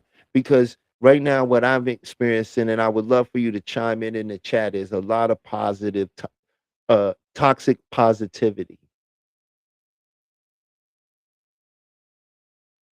you know? I hear what you said. I just heard that last till in. I'm having issues today, unfortunately. You said I heard toxic positivity, which I see Well, I was saying, Mhm. habitually. It's something that is oversaturated because it's not even real life. Because literally, the pursuit of happiness is literally like 80% of your life, and 20% may be happy if you're lucky, right? You're never going to be fucking happy 100% of the time.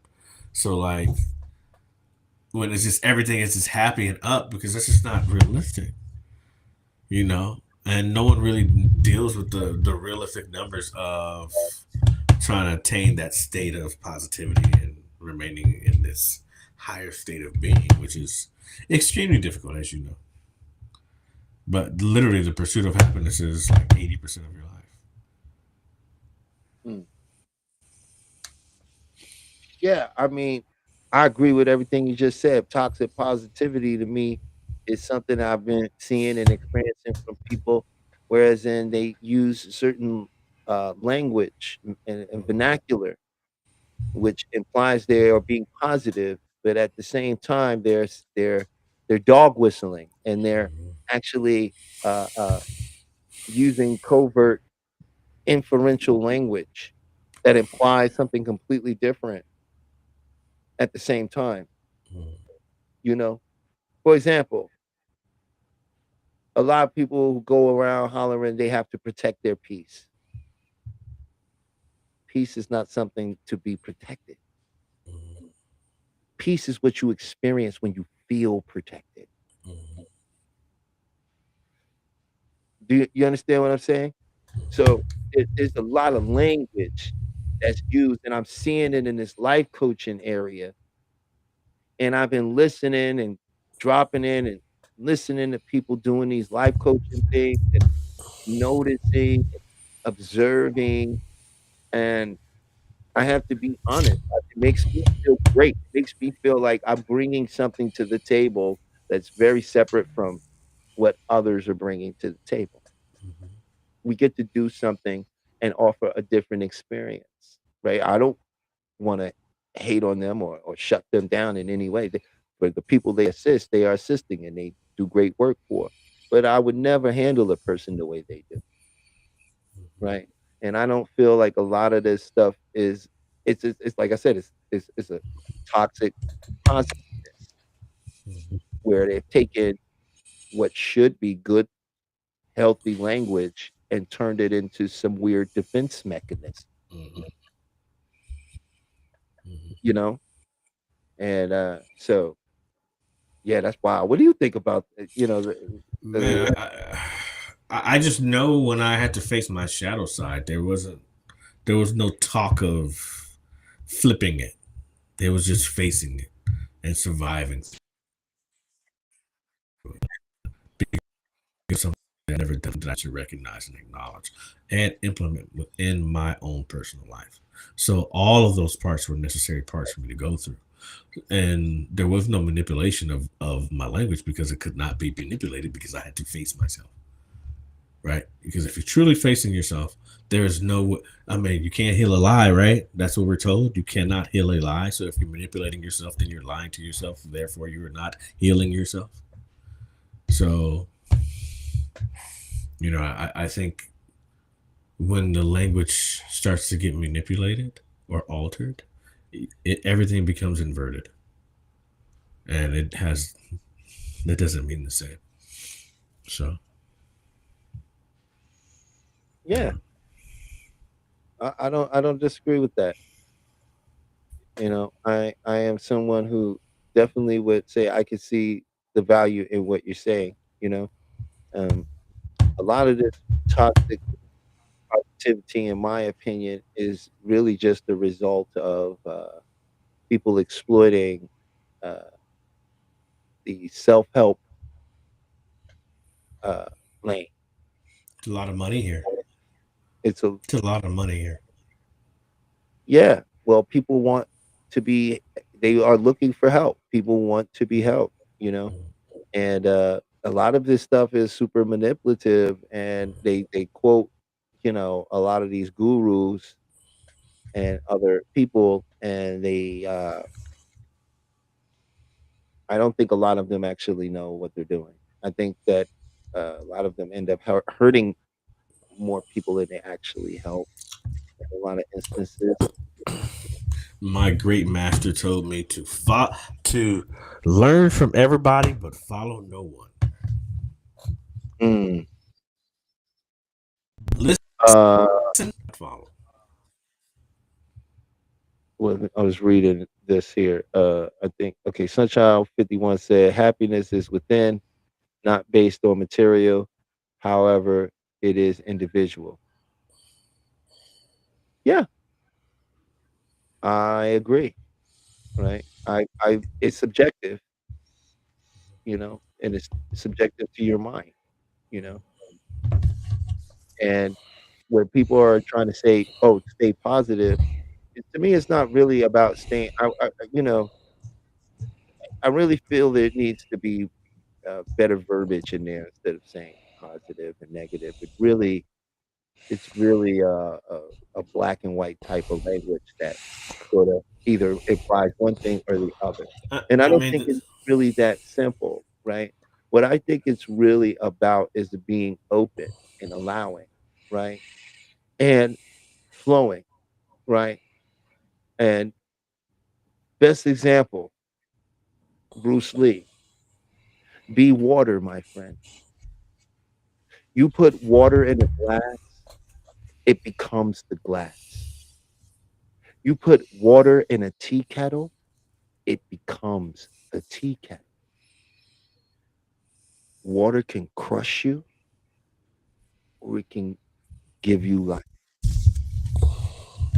Be water, right? Well, Hold space for all things and know that none of it is over, right? Until you are over. And sometimes people jump the gun about what they think is happening before the whole thing has actually played itself out, mhm. you know? And so with the positivity thing, a lot of times I think it falls into this very not understanding what it means to be selfish and to be selfless. Because first you must learn to be selfish. I'm losing you today. Darn it.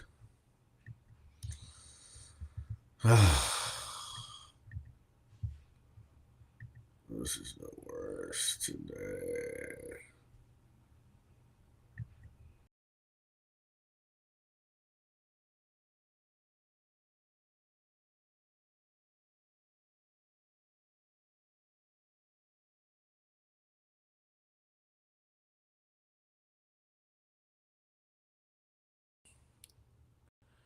There we go. Finally back on.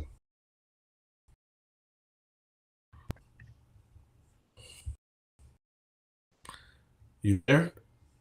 Uh-oh. Just making sure. Hey, Peach, we good? I lost the chat. But that's okay. It'll be back. A lot of time for that then. Oh, losing again. I am here. Okay, you can hear me. There we go. You know, there's a. I kind of wanted to throw this out there. I don't know anyone who has overcome a horrible situation that was meaning about something into their life. Like to make dig deep enough before to bring out the best in them. So when we start mentioning the toxic positivity, like isn't negative situation fluid dealing because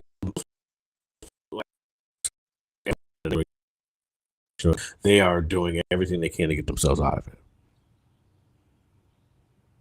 So that negative situation brought on something positive. So how can we not? Well, yeah. Well, people, when I said my point is when we're in the moment, we can't see. We haven't let the whole story play out yet. We are already framing it as something that we think. Whereas in this actually just a moment of time in a longer story to unfold.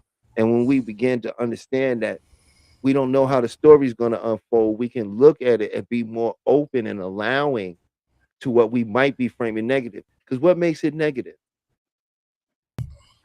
Right? Oh, I don't have any control over it. It makes me feel a certain way.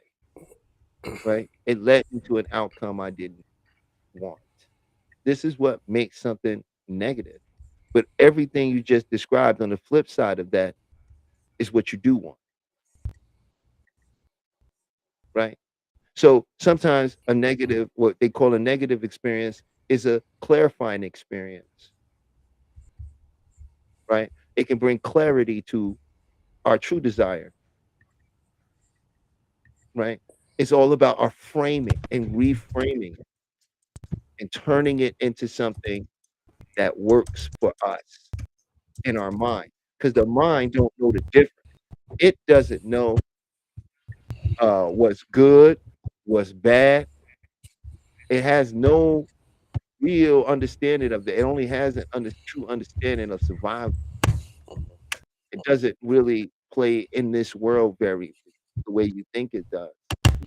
So I think that's a big part of it personally. And I know that we're coming up on the last 7 minutes. So I was gonna get ready to wrap this up for the day because I know Peach got things to do.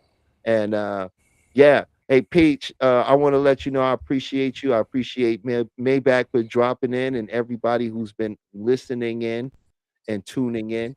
We want to wish you one of a very wonderful Memorial Day weekend. Not, you know, uh, not something that you sit around and stress out over, but something that hopefully brings you miracles and brings you wonderful happenings and some doors open and hopefully some wonderful food and barbecue if that's what you're into. But we just want you to have a wonderful weekend. And yeah, you got anything you want to say before we get out of here, Chef? I apologize for my own personal issues, and everyone be safe. Have a beautiful weekend, and enjoy your family. I thought this week for me was a wash, but I clearly need to rest. So sit down or left down to rest. That's perfect. So if you don't like that, just rest because I'm sure you need it. And that's it. Have a beautiful weekend. Yeah.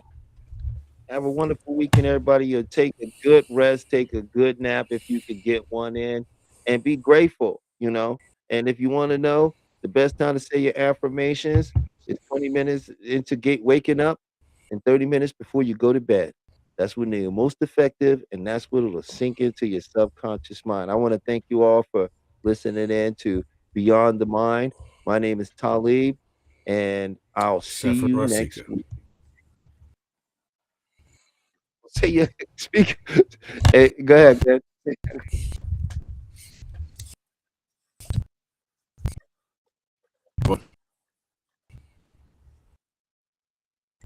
Welcome to Rewriting Your Reality, a video focused on hypnotic modalities to shift the belief systems that keep you captive. We will explore the journey from being subconsciously programmed to achieving quantum freedom. Get ready to dismantle everything you thought you knew about your own limitations.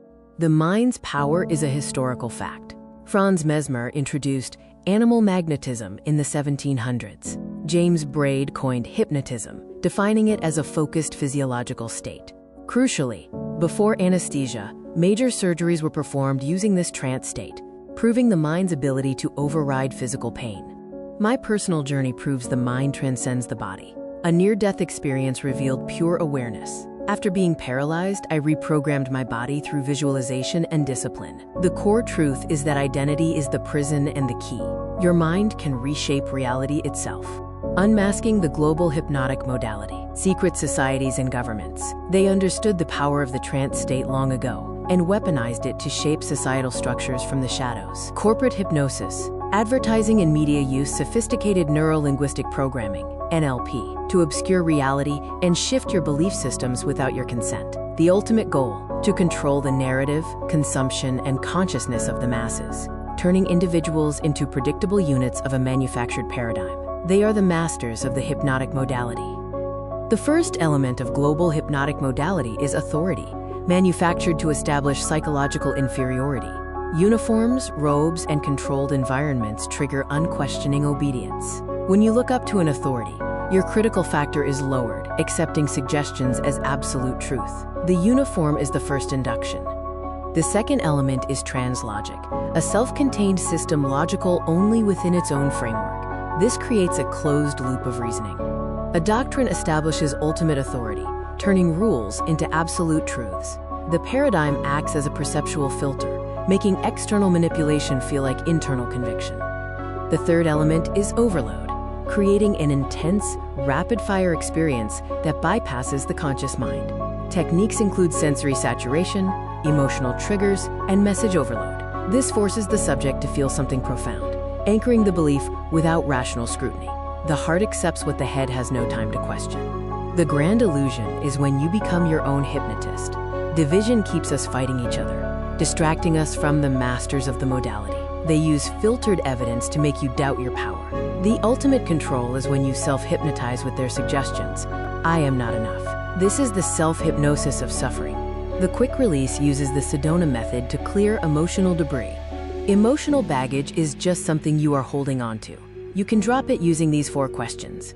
Could I let this feeling go? Would I let this feeling go? When? Answer. Now. Repeat until you feel a tangible shift in your state. The reframe shifts meaning and reality. Change the meaning you attach to an event, and you change your emotional response. Content reframing actively searches for the positive intent or hidden benefit. Failure is just data and feedback. A block is a stepping stone. Change the question to change the destination. You are already in a trance. Self-hypnosis is choosing your own program. This is your new operating system. Use a simple countdown to enter a deep state and plant empowering beliefs into your subconscious mind. Consistent practice rewrites your core identity, dissolving suffering and manifesting the quantum you. Are you ready to take your quantum leap? This exclusive transformation package offers the book 30 Days